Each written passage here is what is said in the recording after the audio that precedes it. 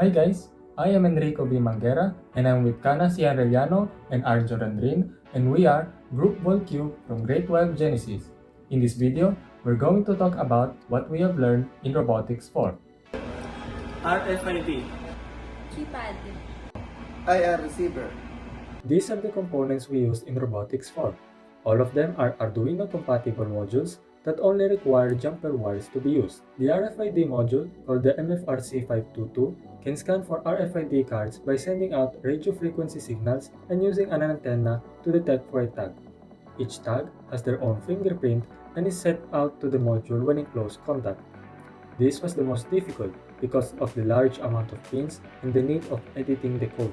Yet, it was the most user-friendly because it only needed a simple tap. The 4x4 matrix keypad was the simplest module in this subject. Although it has 16 total buttons, it only has 8 pins needed, 4 rows and 4 columns, and none of them are ground nor powered. Each key creates a connection between a specific row and a specific column pin, letting the Arduino identify from which row and column you pressed.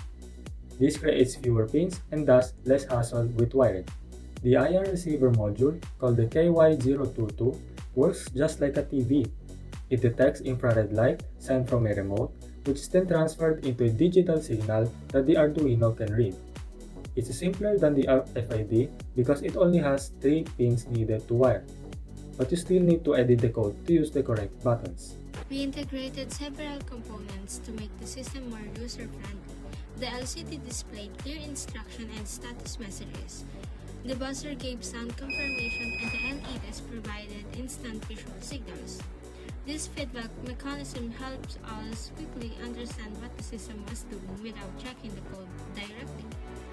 For example, the green LED and buzzer indicated a correct action, while the red LED showed an error. This made the system easier to use and is more interactive. Another more advanced component we integrated was the servo motor. In most activities, the motor simulates the closing and opening of a door lock or box. This motor has the ability to rotate up to 180 degrees, making it useful in concepts where you need accurate angles and objects like doors to move or rotate. However, there is a limitation with this type of motor commonly experienced by most of us students, which we can see in our next clip.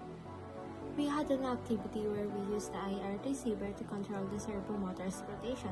At first, it did not work even after both us and the teacher checked everything. Then, we found out that the servo motor is sensitive because it has a sensor that continuously detects its position to adjust its angle. Therefore, it does not work well when held in your hand because it keeps adjusting its angle every time it detects abrupt movement like shaking, which overwhelms the motor and causes it to freeze in place. It is also difficult to keep it upright without holding it. To solve this, the teacher replaced the motor with another more reliable type of motor and then it finally worked.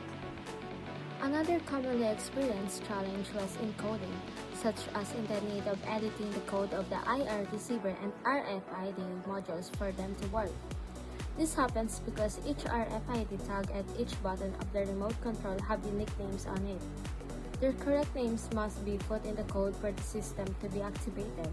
To solve this, the serial monitor helped by displaying the names that the sensors have detected to easily put them into our codes.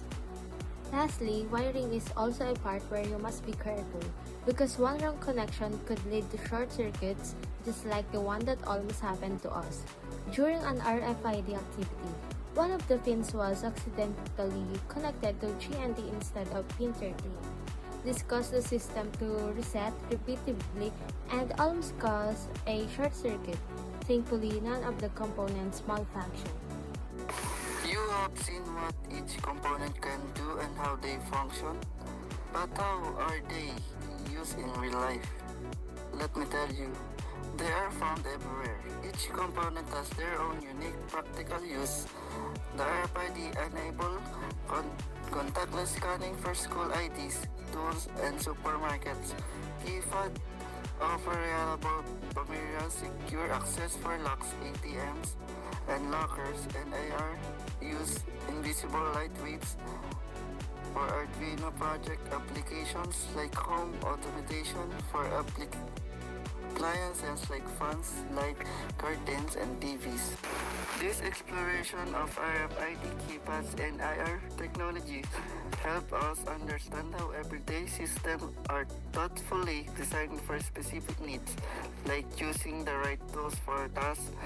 We learn to leverage each technology strength and work around its limitations.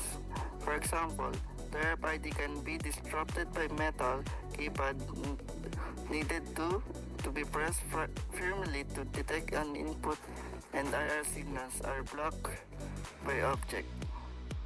The challenges we face from wrong connection to code editing taught us the value of patience, precision, and thought testing.